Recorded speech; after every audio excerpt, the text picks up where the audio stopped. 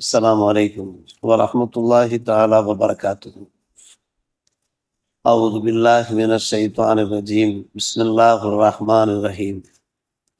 الذين يوفون بعهد الله ولا ينقضون الميثاق والذين يصلون ما أمر الله به أن يوصل ويخشون ربهم ويخافون سوء الحساب. آمنا بالله صدق الله مولانا العلي العظيم. அவர்கள் எத்தகையோர் என்றால் அல்லாஹ்விடம் செய்து கொடுத்த ஒப்பந்தத்தை நிறைவேற்றுவார்கள், பரிபூர்ணப்படுத்துவார்கள், உடன்படிக்கையை முறிக்க மாட்டார்கள்,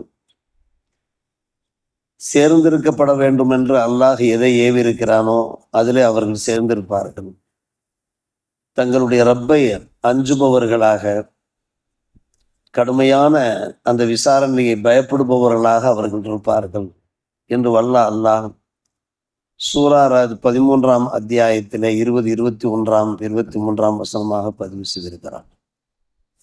நேற்றைய தினம் வசனத்தை நிறைவு செய்கிற போது அறிவுடையோர்கள் தான் நல்லுணர்ச்சி பெறுவார்கள், நல்லுபதேசம் பெறுவார்கள் என்ற வசனத்தோடு நாம் நிறைவு செய்தோம். அந்த அறிவுடையோர் யார் என்று அல்லாஹ் அவருடைய பண்புகளை இப்போது வரிசைப்படுத்தி சொல்லிக் கொண்டிருக்கிறார். நம்பர் 1, அல்லாஹ்விடத்தில் அவர்கள் செய்த ஒப்பந்தத்தை பரிபூர்ணப்படுத்துவார்கள். நம்பர் 2, உடன்படிக்கையை முறிக்க மாட்டார்கள். நம்பர் 3, யாரிடத்தில் சேர்ந்திருக்க வேண்டும் என்று அல்லாஹ் கட்டளை பிறப்பித்திருக்கிறானோ அவர்களோடு சேர்ந்திருப்பார்கள். நம்பர் 4, தங்களுடைய ரப்பையே அஞ்சுவார்கள். மறுமை நாளில அந்த கடுமையான விசாரணை இருக்கிறதே அதையும் அவர்கள் பயப்படுவார். அல்லாஹ்விடம் செய்த ஒப்பந்தம் என்றால் என்ன அர்த்தம்? அல்லாஹ் ரப்புல் ஆலமீன் நம்மிடத்தில் ஒப்பந்தம் செய்திருக்கிறான், நீங்கள் ஈமான் கொண்டிருக்கிறீர்கள், ஏவல் விளக்கல்கள் இருக்கின்றன, அந்த ஏவல் விளக்கல்களை நீங்கள் சரியான முறையில் நிறைவேற்றியவாறு இருக்க வேண்டும். எதை நாம் ஏவி இருக்கிறோமோ அது தொழுகையாக இருக்கலாம், மற்ற இதர விஷயங்களாக இருக்கலாம், அதை நீங்கள் நிறைவேற்ற வேண்டும். எது ஹராமாக இருக்கிறதோ, மார்க்கத்தில் அருவருக்கத்தக்க செயல்களாக இருக்கின்றனவோ அதிலிருந்து நீங்கள் விலகி இருக்க வேண்டும். இது அல்லாஹ் நம்மிடத்தில் செய்திருக்கக்கூடிய ஒப்பந்தம். இதை அறிவுடையோர்கள் முழுமைப்படுத்துவார்கள் என்று அல்லாஹ் சொல்லுகிறான். இன்னொரு விளக்கம் என்னவென்றால், அருமை சகோதரர்களை, பெரியவர்களே, அல்லாஹ் ஆதம் அலைஹிஸ்ஸலாம் அவர்களை படைத்ததற்கு பின்பு நாம் தெரிந்து வைத்திருக்கிறோம், அவர்களுடைய முதுகந்தண்டிலிருந்து மனித இனங்கள் மொத்தத்தையும் வெளிப்படுத்தினார்.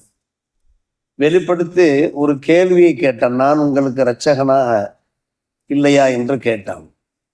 அப்போது நாம் எல்லோருமே பதிலளித்தோம், ஆம், நீதான் எங்களுடைய இரட்சகன் என்று பதிலளித்தோம். அந்த ஒப்பந்தத்தை அந்த மனித சமுதாயம் உலகத்திலே தோன்றியதற்கு பின்னாலும் நிறைவேற்றுவார்கள் என்று ஒரு விளக்கம் தருகிறார். இது சம்பந்தப்பட்ட அல்லாஹ்வுடைய கேள்வி நாம் அளித்த அந்த பதில், இந்த ஒப்பந்தம் இருக்கிறதே, சூரத்துல் ஆராஃபிலே 172ஆம் வசனமாக கால அலஸ்து பிரப்பிக்கும் காவு பலா என்கிற அந்த வசனத்தின் வாயிலாக தெரியப்படுத்துகிறார். ஆதம் அலைஹிஸ்ஸலாம் அவர்களை படைத்ததற்கு பின்பு ஆதம் அலைஹிஸ்ஸலாமுடைய முதுகந்தண்டிலிருந்து ஒட்டுமொத்த மனித சமுதாயத்தையும் அல்லாஹ் ரப்புல் ஆலமீன் வெளிப்படுத்தி அவன் செய்து கொண்ட அந்த ஒப்பந்தம், இந்த ஒப்பந்தத்தை நிறைவேற்றுவார். மூன்றாவது ஒரு விளக்கம் சொல்லுகிறார்கள், அன்பு சகோதரர்களே, பெரியவர்களே, தௌராத், இன்ஜீல் போன்ற வேதங்களிலே, அது அல்லாத மற்ற எல்லா வேதங்கள்லையுமே அல்லாஹ் ரப்புல் ஆலமீன் ஒரு முன்னறிவிப்பு செய்திருந்தார். என்ன முன்னறிவிப்பு செய்திருந்தால், இறுதி தூதர் முஹம்மது ஸல்லல்லாஹு அலைஹி அவர்கள் வருவார்கள், அவர் வரும்போது நீங்கள் எல்லோரும் அவரை விசுவாசிக்க வேண்டும், ஈமான் கொள்ள வேண்டும். அவர் எடுத்தோதுகிற அந்த போதனைகளை சிறமேற்கொண்டு நிறைவேற்ற வேண்டும் என்று அல்லாஹ் ரப்புல் ஆலமீன் இறுதி நபி வருவதற்கு முன்னாலேயே, இறைமறை இறங்குவதற்கு முன்னாலேயே, அதற்கு முன்பு இறங்கிய அந்த தௌராத், இன்ஜீல் போன்ற அந்த வேதங்களிலே இப்படிப்பட்ட ஒரு முன்னறிவிப்பை செய்திருந்தார். அப்படியானால் எப்போது இறுதி நபி வந்து விட்டார்களோ நீங்கள் என்ன செய்ய வேண்டும்? அந்த முன்னறிவிப்பு பிரகாரம் இஸ்லாத்தை ஏற்க வேண்டும், ஈமான் கொள்ள வேண்டும் என்பதும் இந்த ஆயத்திற்கு விளக்கமாக சொல்லுகிறார். அதன் அடிப்படையில் அன்பான பெருமக்களே, நிறைய அகல கிதாபுகள், வேதக்காரர்கள் இஸ்லாத்தை ஏற்றுக்கொண்டார். பெருமானார் ரசூலே கரீம் ஸல்லல்லாஹு அலைஹி வஸல்லம் காலத்திலே வாழ்ந்த அப்துல்லாஹ் பின் சலாம் ரலியல்லாஹு அன்ஹு போன்ற பாதிரிமார்கள் எல்லாம் இறுதி நபியினுடைய அந்த அடையாளங்களை கண்டு, ஆம், அல்லாஹ் ரப்புல் ஆலமீன் முன்னறிவிப்பு செய்தானே, ஒப்பந்தம் செய்திருக்கிறானே, நாம் இவர்களை விசுவாசிக்க வேண்டும் என்று விசுவாசித்தார். நிறைய யூதர்கள் விசுவாசித்தார்கள், நிறைய பாதிரிமார்கள் கிறித்துவர்கள் எல்லாம் விசுவாசித்தார்கள் என்பதற்கு நிறைய வரலாற்று ஆதாரங்கள் இருக்கின்றன. இது அல்லாஹோடு செய்த அந்த ஒப்பந்தம், அல்லாஹோடு செய்த ஒப்பந்தம்.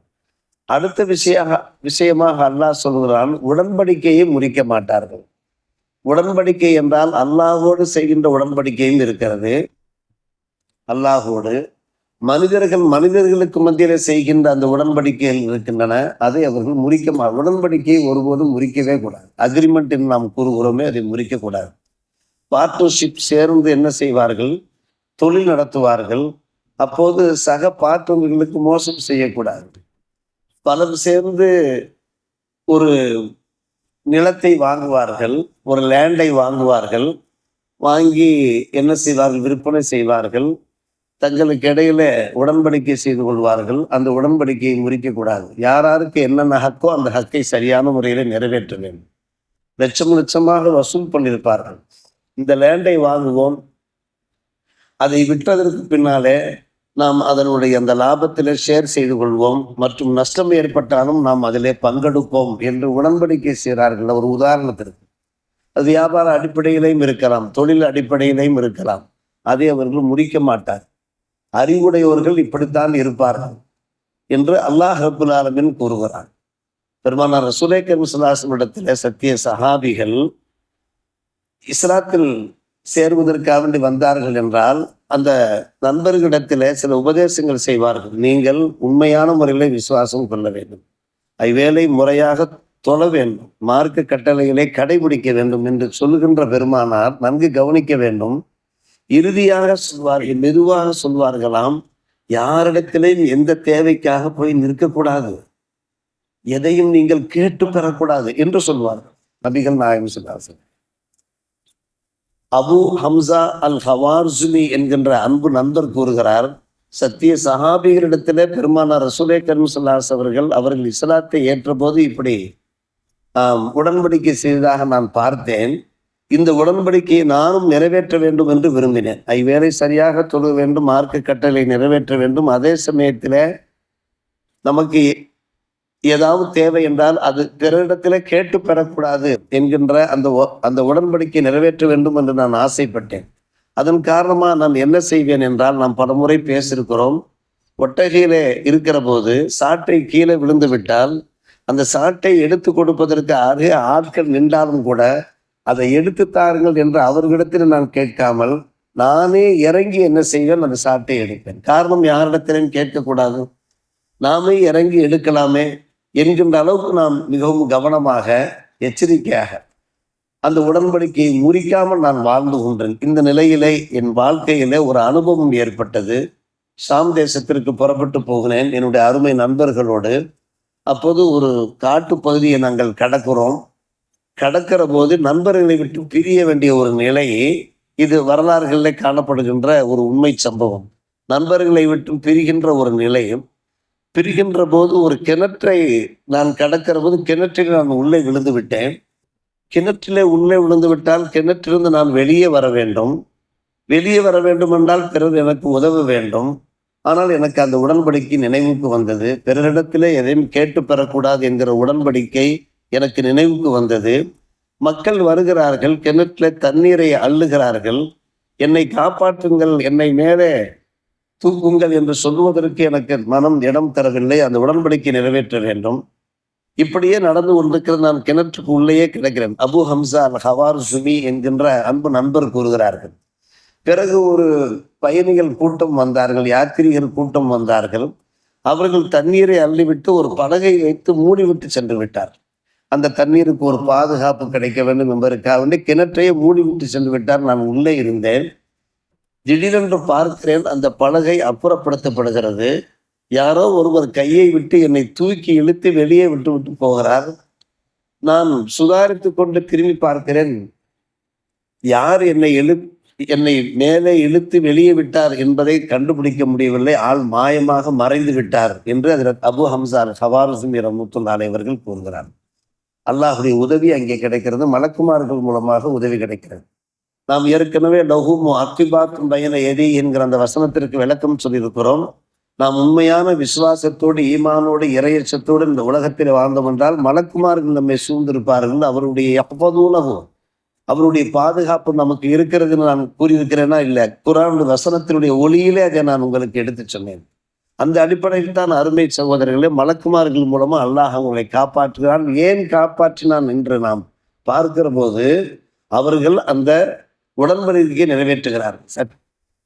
அபூ ஹம்சா அவர்கள் நேரடியாக பெருமானாருடைய புனித கரம் பிடித்து இந்த உடன்படிக்கை செய்யவில்லை, சத்திய சஹாபியிடத்தில் தான் செய்தார்கள். ஆனால் அந்த சஹாபியிடத்தில் செய்த அந்த உடன்படிக்கையை தாம் நிறைவேற்ற வேண்டும் என்கின்ற ஒரு உறுதியோடு, ஒவ்வொரு மனிதருக்கும் இந்த உறுதி இருக்கும், உதவி கேட்டால் அல்லாஹ்விடத்திலே கேட்பது என்கிற உறுதியோடு நாம் வாழ்ந்தோம் என்றால் அல்லாஹ் நமக்கு தேவையான எல்லா உதவிகளையும் செய்து கொண்டிருப்பான் என்பதற்கு அருமை சகோதரர் இந்த நிகழ்ச்சி உதாரணம் காண்பிக்கிறார். அது நம்முடைய ஈமானை பொறுத்து, நம்முடைய இறையச்சத்தை பொறுத்து. இங்கே அல்லாஹ் யாரை பற்றி பேசுகிறான் என்றால் அறிவுடையோரை பற்றி பேசுகிறான். அறிவுடையோர் இப்படித்தான் இருப்பார். யாரிடத்துல மதி இருக்கிறதோ, யாரிடத்துல சிந்தனா சக்தி இருக்கிறதோ அவர்கள் இப்படித்தான், அவருடைய பண்புகள் இப்படித்தான் இருக்கும், அவர்கள் தான் நல்லுணர்ச்சி பெறுவார்கள் என்று நாம் வசனத்தை முடித்தோமே. யார் அந்த அறிவுடையோர் என்பதை வரிசைப்படுத்தி சொல்கிற போது அவர்கள் ஒப்பந்தத்தை நிறைவேற்றுவார்கள். அல்லாஹ்விடத்தில் செய்த ஒப்பந்தம், அது உடன்படிக்கையை முறிக்க மாட்டார்கள். யாரிடத்தில் சேர்ந்திருக்கப்பட வேண்டும் என்று அல்லாஹ் உத்தரவு பிறப்பித்தானோ அவரிடத்தில் அவர்கள் சேர்ந்திருப்பார்கள் என்று இப்படியே வசனங்களை கொண்டு சொல்கிறோம். அடுத்தடுத்த வசனங்களுடைய விளக்கங்களை இன்ஷா அல்லாஹ் நாம் பார்ப்போம். இத்தகைய அறிவுடையவருடைய நல்லோர்களே வல்ல அல்லாஹ் நம் எல்லோரையும் சேர்த்துக் கொள்வானாக. வாழ்க்கை தாவான அல்ஹம்துலில்லாஹி ரப்பில் ஆலமீன்.